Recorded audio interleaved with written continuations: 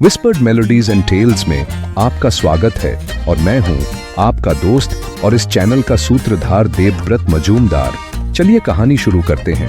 दृष्टिकोण 7 जीवन एक कहानी, एपिसोड 7। शुभेंदु नाथ ने देव की सुनाई हुई आत्मा की कहानी पर ऐतराज जताया और देव पर नाराज होते हुए कहा, तुमने कैसे मेरे पिताश्री पर गलत इल्जाम लगाया? तुम्हारे पास क्या साक्ष्य है तुम्हारे इल्जाम को साबित करने के लिए? शुभेंदु, मुझे पता है जब अपनों पर कोई इल्जाम लगता है तब कैसा लगता है। मैंने कहा भी था, जब हम दूसरों की भावनाओं का मूल्यांकन करते हैं तब कहीं हमारे भी हाथ जलने की संभावना होती है। जब आप किसी दूसरे की भावनाओं का मूल्यांकन करते हैं तब हो सकता है आपकी भावनाओं पर भी प्रहार हो। इसलिए मेरे दोस्त, याद रखना, जिस रहस्य के खोज में हम आगे बढ़ेंगे उसमें तुम और तुमसे जुड़े व्यक्तियों के अनकही अप्रिय सच के उजागर होने की संभावना है। पर उस सच से तुम टूट ना जाना। क्यों? याद आया ना? पर तुम ये मत सोचो कि मैं सिर्फ कल्पना के घोड़े पर सवार होकर हवा में इल्जाम नहीं लगा रहा हूं। मैंने तुम्हें कहा था कि एक डायरी में मैं जो कहूं उसे कर्मवत लिखते जाना, तो अब लिखो। भैरवनाथ, तुम पारोमिता से कैसे मिले? और तुमने कभी पारोमिता को क्लास के बाद देखा या उससे क्लास के बाद कभी कहीं मिले? क्या पारोमिता ने तुम्हें कभी ग्रेव की कहानी के अलावा कुछ कहा? उसने तुमको उसके ग्रेव की कहानी सुनाने से पहले क्या कहा था? क्या उसने तुम्हें सीधे ग्रेव की कहानी सुनाई? जैसा मुझे तुम दोनों ने बताया, ग्रेव की कहानी और पारोमिता का आत्मग्लानि। मैं कल सबसे पहले दत्ता साहब के घर गया और दत्ता साहब से मिला ताकि मैं उनसे समझ सकूं कि पारोमिता को उन्होंने कैसे गोद लिया। उन्होंने किसी और को गोद क्यों नहीं लिया? तब दत्ता साहब ने कहा कि उनके दोस्त श्री देवेंद्र नाथ चटर्जी ने ही उन्हें पारोमिता, जिसका ग्रेव में नाम परी था, को गोद लेने के लिए कहा था, क्योंकि हमारा कोई संतान नहीं हुआ था। इसलिए मैंने उनके सुझाव से और मेरी पत्नी के समझने पर मैंने परी को गोद लिया। दत्ता साहब ने मुझसे सब निजी बातें इसलिए कही क्योंकि मैंने उन्हें ये रेंट एग्रीमेंट दिखाया जिसमें लिखा है मिस्टर दत्ता और मिसेस गीतांजलि दत्ता को बंगलों को 5 साल के लिए श्री देवेंद्र नाथ ने किराए पर दिया था, जिसे देखकर मिस्टर दत्ता ने उनके द्वारा किए हुए गलतियों को छुपाने के लिए और उनकी बदनामी ना हो इसलिए मुझे ये बात बताई। अब बारी थी उनसे जानने की कि क्या उन्हें पता था कि गीतांजलि की हत्या होने वाली थी, जिसमें पारोमिता की भी जान जाने वाली थी। तब उन्होंने कहा कि उन्हें कोई भनक भी नहीं थी कि ऐसा कुछ हो सकता है। अगर पता होता तो वह पारोमिता को बंगलों में 2 दिनों के लिए छोड़कर आते ही नहीं। मैंने उनसे पूरी बात बताने के लिए कहा तो मेरा पहला शक गया कि कैसे श्री देवेंद्र नाथ को पता था परी के बारे में, जबकि वो इतना व्यस्त रहते हैं कि वो खुद के लिए भी समय नहीं निकल सकते। तब मैंने ये जानने की कोशिश की कि ऐसा क्या संबंध था श्री देवेंद्र नाथ जी का उस अनाथालय से जो कि वो इतना रुचि ले रहे हैं। शुभेंदु, तुम अब लिखो कि मेरे शक के घेरे में अब सबसे ऊपर श्री देवेंद्र नाथ जी थे। उसके बाद मुझे जानना था कि वो कौन थी या था जिसने बंगलों में गीतांजलि घोष और पारोमिता का कत्ल किया। इसलिए मैंने दत्ता साहब से पूछा कि वह कैसे गीतांजलि से मिले और उनकी कहानी क्या थी। उन्होंने मुझे सेंट जोसेफ में उनके दोस्ती से लेकर कैसे मिस्टर मुखर्जी ने उनके पिताजी को गीतांजलि घोष और उनके प्यार की कहानी को उगल दिया और कैसे श्री देवेंद्र नाथ के पिता श्री ने उनकी शादी नयन से करवाई। उन्होंने कहा कि जब उनके और गीतांजलि के प्यार की निशानी के रूप में लड़का हुआ, जिसका नाम उन्होंने अमोल रखा था, और अनाथालय के निर्माण में श्री देवेंद्र नाथ जी ने सहायता की और गीतांजलि को वहां अमोल के साथ वार्डन बना के रखा। इसका मतलब यह है कि पारोमिता की आत्मा ने भैरवनाथ और शुभेंदु, तुम दोनों को जानबूझकर ग्रेव की कहानी सुनाई, जिसमें अमोल का नाम उसने शुभेंदु बताया, ताकि तुम शुभेंदु उसकी कहानी में दिलचस्पी दिखाओ और उसकी हत्या के राज को सुलझाओ। साथ ही तुम दोनों उसके हत्या के दोषी को सजा दिलवाओ ताकि उसकी और गीतांजलि की आत्मा को शांति मिले। मैंने दत्ता साहब के उन रिश्तों के बारे में जान लिया था जिन्हें नाम देना उनके लिए संभव था, पर उनके लिए गीतांजलि से ज्यादा, या कहूं कि उनके खुद के खून से ज्यादा उनके परिवार का सम्मान था, या उनका खुद से प्यार ज्यादा प्यारा था गीतांजलि के लिए प्यार से। अब बारी थी कि मैं उनके और उनकी जायज पत्नी के बारे में जानूं, तो मैंने पूछा कि उनकी पत्नी यानी कि मिसेस नयन दत्ता को क्या पता है उनके और गीतांजलि के बारे में। उन्होंने बताया कि वो नहीं चाहते थे कि वो उनकी बीवी को धोखा दे। इसीलिए उन्होंने शादी के बाद ही मिसेस नयन को गीतांजलि और अमोल के बारे में बता दिया था। उन्होंने ही बताया कि मिसेस नयन डॉक्टर हैं और उन्होंने कभी मिस्टर दत्ता को गीतांजलि के संबंध में कुछ नहीं कहा। मुझे इस बात पर अजीब लगा कि एक पत्नी अपनी शादी के पहली रात को यह जानकर कि उसके पति का शादी से पहले किसी स्त्री से रिश्ता हो और उनका एक लड़का भी हो, कैसे कोई प्रतिक्रिया नहीं की, जबकि कोई भी पत्नी ये मान ही नहीं सकती कि उसके पति का शादी से पहले किसी स्त्री से रिश्ता हो और उनका एक लड़का भी हो। तो मेरा दूसरा शक मिसेस नयन पर गया। तो मैं मिस्टर दत्ता से विदा लेकर डॉक्टर नयन दत्ता और श्री देवेंद्र नाथ चटर्जी के विषय में जानने के लिए शुभेंदु तुम्हारे पिता श्री के बारे में जाना चाहता था। तो मैं तुम्हारे घर के सबसे पुराने नौकर और श्री देवेंद्र नाथ के ड्राइवर से मिला और उन्हें कहा कि मैं जानता हूं कि उन्होंने क्या गुनाह किया है और मैं उनके बारे में पुलिस को बता दूंगा। तब उन्होंने जो कहा वो मेरे लिए और शुभेंदु तुम्हारे लिए सबसे ज्यादा सदमा देगा। घर का भेदी हमेशा घर का कोई विश्वसनीय नौकर होता है और ड्राइवर, क्योंकि हमेशा आपके साथ होते हैं, इसलिए उनको पता होता है कि आप कहां और कब जा रहे हैं। मेरा यकीन करो शुभेंदु, मैं सबकी कहानी सुनकर उसके बाद ही तुमको बता रहा हूं। श्री देवेंद्र नाथ जी बचपन से ही शरारती थे और वो उनकी शरारतों के लिए स्कूल में कई बार लड़ाइयां भी की थी। ये देखकर उनके पिताजी ने उन्हें सेंट जोसेफ में बोर्डिंग में दाखिला करवा दिया था, जहां उनकी दोस्ती दत्ता साहब और मिस्टर मुखर्जी से हुई। तीनों दोस्त शरारती होने के साथ साथ छोटी उम्र से ही नशे का शिकार हो गए थे। वैसे नशे में सिर्फ शराब और सिगरेट तक तो ठीक था, पर नशा जब हुस्न के शबाब का हुआ तब से गड़बड़ी शुरू हुई। हुस्न का नशा सबसे खतरनाक नशा होता है और ऐसा ही हुआ उन तीनों के साथ जब गीतांजलि घोष सेंट जोसेफ में आई। उन तीनों दोस्तों में गीतांजलि को उनके प्यार के जाल में फंसाने के लिए तीनों ने प्रयत्न किया और मिस्टर दत्ता को सफलता मिली गीतांजलि को प्यार का झांसा देने में। जब मिस्टर दत्ता अकादमी से ट्रेनिंग कर वापस आए और गीतांजलि ने भी नर्सिंग कर लिया था, तब गीतांजलि मिस्टर दत्ता पर दबाव डालने लगी कि मिस्टर दत्ता उनके घर पर शादी की बात करे, क्योंकि गीतांजलि मिस्टर दत्ता के बच्चे की मां बनने वाली थी। मिस्टर दत्ता को अब उनके परिवार की इज्जत और सम्मान की चिंता सताने लगी और उन्होंने एक प्लान बनाया। नौकर के इस बात पर मुझे मिस्टर दत्ता की बात याद आ गई कि उन्होंने अपने परिवार के सम्मान के लिए नयन से शादी कर ली और वो नयन को धोखा नहीं देना चाहते थे, पर मिस्टर दत्ता गीतांजलि को धोखा दे सकते थे जिनसे उन्होंने प्यार किया था। कहीं ऐसा तो नहीं था कि मिस्टर दत्ता गीतांजलि को कभी प्यार किया ही नहीं। ऐसा हो सकता था कि गीतांजलि मिस्टर दत्ता की सिर्फ मन बहलाने के लिए एक खिलौना मात्र हो। जब खिलौना आपको बोझ लगने लगता है तब आप उस खिलौने को खुद से दूर कर लेते हैं या उस खिलौने को नष्ट कर देते हैं।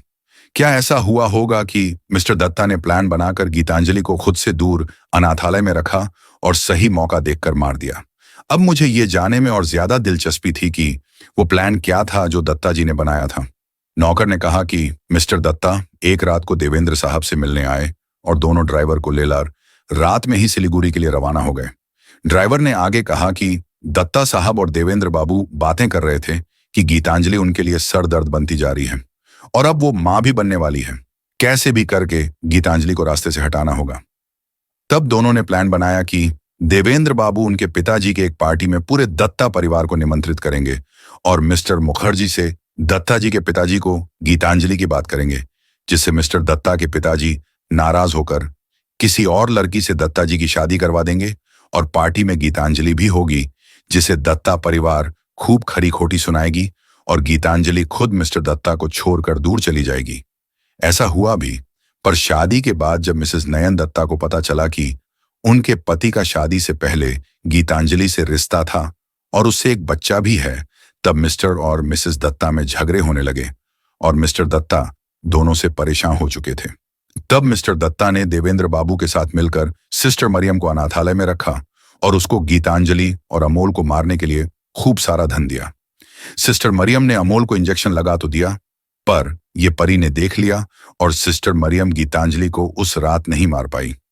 इसलिए मिस्टर दत्ता ने देवेंद्र बाबू की सहायता से गीतांजलि को उस बंगलों में रखा और एक रात गीतांजलि और परी यानी कि पारोमिता को सिस्टर मरियम के हाथों मरवा दिया।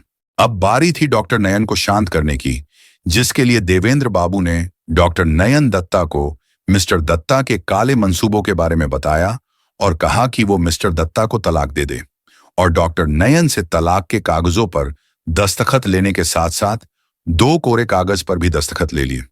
उन कोरे कागजों पर एक सुसाइड नोट टाइप किया कि मैं डॉक्टर नयन दत्ता अपने पति की बचपन की दोस्त गीतांजलि और उसके बेटे का कत्ल सिर्फ अपने पति पर शक के कारण किया। उन्हें शक था कि उनके पति और गीतांजलि में प्रेम प्रसंग है, जिससे गुस्सा होकर क्रोध में उन्होंने गीतांजलि और उसके बेटे का खून किया, जिसमें मासूम पारोमिता की भी जान गई। मैं अपने इस कृत्य पर शर्मिंदा हूं और अपनी जान खुद ले रही हूं। देवेंद्र बाबू ने ड्राइवर को पैसे दिए और कहा कि वो डॉक्टर नयन को जंगल में ले जाकर मार दे और ये खत उसके कोट के पॉकेट में रख दे। ड्राइवर ने डॉक्टर नयन को गुवाहाटी लेकर जाने के समय रास्ते में खूब शराब पीता देखा, और जब जंगल के रास्ते पर पहुंचा तब तक डॉक्टर नयन शराब के नशे में सो गई थी। मौका देखकर ड्राइवर ने पहले महंगी विदेशी शराब को पीने का निर्णय किया और डॉक्टर नयन के पास रखी शराब की बोतल से खूब शराब पिया, और शराब पीते ही वो बेहोश हो गया। जब ड्राइवर को होश आया, वो रास्ते के किनारे जमीन पर लेटा था और डॉक्टर नयन कार लेकर गायब थी। अब ड्राइवर देवेंद्र नाथ जी के डर से दार्जिलिंग में छुपता फिर रहा है और उस खत को संभाल कर रखा है कि कभी जरूरत पड़ सकती है, और ये उस खत का एक कॉपी है। लो देख लो। इस तरह मिस्टर दत्ता ने गीतांजलि, उनके बेटे अमोल और पारोमिता की जान ली, जिसमें तुम्हारे पिताजी ने पूरा सहयोग किया, या कहूं तो देवेंद्र नाथ जी ने चालाकी से उनका गुन्हा मिस्टर दत्ता के मत्थे मर दिया। दरअसल हुआ यह था कि देवेंद्र नाथ का उनकी जवानी में कई कहानियां थीं, जिनको उन्होंने एक एक कर दफना दिया, पर एक कहानी उन पर भारी गई। वो थी नयन तारा सेन गुप्ता। देवेंद्र नाथ जी को बचपन से ही रुचि थी लड़कियों में। उन्होंने तुम्हारे घर पर काम करने वाली एक नौकरानी के साथ भी खेल खेला, और जब नौकरानी देवेंद्र नाथ जी के बच्चे की मां बनने वाली थी, तब उन्होंने उस ड्राइवर से नौकरानी की जबरदस्ती शादी करवा दी। इसी तरह देवेंद्र नाथ जी ने उनके चाय के बागानों के मैनेजर सोमेश सेन गुप्ता की बेटी नयन तारा सेन गुप्ता के साथ भी खेल खेला, और जब नयन तारा देवेंद्र नाथ जी के खेल के परिणाम को उनके कोख में लिए देवेंद्र नाथ जी से उनके खेल का इनाम मांगा, तब देवेंद्र नाथ ने नयन तारा को इनाम देने का भरोसा दिया। पर नयन तारा कहां मानने वाली थी? उसने देवेंद्र नाथ से इनाम लेने की ठान ली थी, जबकि देवेंद्र नाथ ने भी कहां सीखा था हार मानना। उन्होंने नयन तारा से समय मांगा और लग गए षड्यंत्र रचने में। इतने में नयन तारा ने एक बेटी को जन्म दिया, जिसका नाम रखा सुलोचना, और पिता का नाम, जिससे बेटी का नाम हुआ सुलोचना चटर्जी। देवेंद्र नाथ ने जब देखा कि दत्ता साहब गीतांजलि से छुटकारा पाना चाहते हैं, तब उन्होंने दत्ता को नयनतारा से शादी कर लेने की बात कही, जिससे देवेंद्र नाथ की समस्या का हल होगा और दत्ता को भी गीतांजलि से मुक्ति मिल जाएगी। सब देवेंद्र नाथ के प्लान के हिसाब से चल रहा था, पर उन्होंने गलती कर दी। पारोमिता को मारकर देवेंद्र नाथ खुद की बेटी की हत्या कर जीना चाहते थे, पर ये भूल गए थे कि पारोमिता उर्फ परी उर्फ सुलोचना चटर्जी किसकी बेटी हैं। देवेंद्र नाथ ये भूल गए थे कि सुलोचना की मां डॉक्टर नयन तारा है, जिसको वो कभी दफन न कर पाए। औरों की तरह उस नयन तारा की बेटी थी सुलोचना। जब ड्राइवर नयन तारा को गुवाहाटी ले जाने वाला था, उसके पहले ही नयन तारा ने ड्राइवर से मिलकर उसकी बीवी, जो कि देवेंद्र नाथ का खिलौना थी कभी, का बदला लेने की प्लानिंग की। डॉक्टर नयन तारा ने पारोमिता को बचाने के लिए दत्ता के पीछे पीछे बंगलों में पहुंची। जब दत्ता पारोमिता को बंगलों में गीतांजलि के पास छोड़कर चले गए, तब नयन तारा ने पारोमिता को बंगलों से ले जाने के लिए गीतांजलि से कहा और उसे सारी कहानी सुनाई कि कैसे दत्ता और देवेंद्र नाथ ने उसके साथ खेल खेला। उसके बाद सिस्टर मरियम वहां आई उसकी बहन के साथ गीतांजलि और पारोमिता को मारने। तब डॉक्टर नयन को वहां देखकर सिस्टर मरियम सहम गई। गीतांजलि ने चारों के लिए रेड वाइन लाया और चारों के लिए डाइनिंग टेबल में प्लेट लगाई। पारोमिता को वाइन से दूर रखना चाहती थी नयन तारा, इसलिए सिर्फ 4 गिलास ही मेज पर थी, और नयन तारा खाना नहीं चाहती थी, इसलिए डाइनिंग टेबल पर भी 4 प्लेट थी। डॉक्टर नयन तारा जानती थी कि सिस्टर मरियम कैसे मारने वाली है गीतांजलि और पारोमिता को, इसलिए उन्होंने पहले ही सिस्टर मरियम और उसकी बहन के गिलास में एक दवा मिला दी, जिससे इंसान की नर्वस सिस्टम काम करना बंद कर देती है और ओवरडोज से मौत भी हो सकती है। जब सिस्टर मरियम और उसकी बहन का नर्वस सिस्टम काम करना बंद कर दिया, तब नयनतारा ने गीतांजलि को कहा कि वो अपने बेटे की मौत का बदला सिस्टर मरियम से ले सकती है। गीतांजलि ने दोनों को सोफे पर बैठाया और पेट्रोल छिड़क कर आग लगा दी। फिर डॉक्टर नयनतारा ने गीतांजलि और सुलोचना चटर्जी को कोलकाता ले गई और वहां सेक्रेड हार्ट्स स्कूल कोलकाता में भर्ती करवा दिया और कोलकाता में ही रहने लगी। डॉक्टर नयनतारा घोष के नाम से और बेटी का नाम रखा सुलोचना घोष।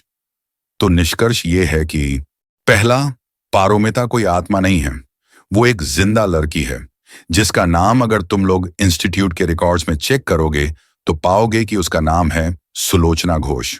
दूसरा, सुलोचना जानबूझकर तुम दोनों से मिली, पर इसके लिए उसने काफी मेहनत की। उसने इंस्टीट्यूट में एडमिशन लिया, वो तुम दोनों के सेंट जोसेफ से सारी गतिविधियों पर नजर रखी।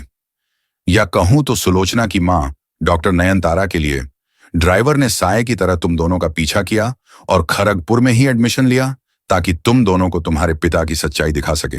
अब तुम्हें शुभेंदु, सिर्फ तुम्हें निर्णय करना है कि तुम अपनी बहन, भले ही वो किसी और मां की कोख से पैदा हुई हो, को न्याय दिलाओगे कि तुम भी श्री देवेंद्र नाथ की तरह अपने परिवार के सम्मान के लिए बहन को एक बुरी कहानी की तरह छोड़ दोगे। क्या तुम दोनों दत्ता साहब और श्री देवेंद्र नाथ को उनके किए की सजा दिलाओगे? सोचो और कहो कि तुम दोनों क्या करोगे। ये कहकर देव कमरे से बाहर चला गया और देर रात को शुभेंदु के घर पहुंचा। किसी ने देव को नहीं पूछा कि वह कहां था और खाना खाया कि नहीं, क्योंकि दोनों सदमे में थे और सोच रहे थे कि क्या करेंगे। देव को क्या घर पर रखना है या नहीं, क्योंकि वो चटर्जी परिवार के बारे में सब कुछ जानता है। देव को वापस आया देखकर शुभेंदु ने कहा कि वो अपने पिताजी के खिलाफ कुछ नहीं सुनेगा और उसे देव की कही कहानी पर भरोसा नहीं है और देव तुरंत शुभेंदु के घर से चला जाए।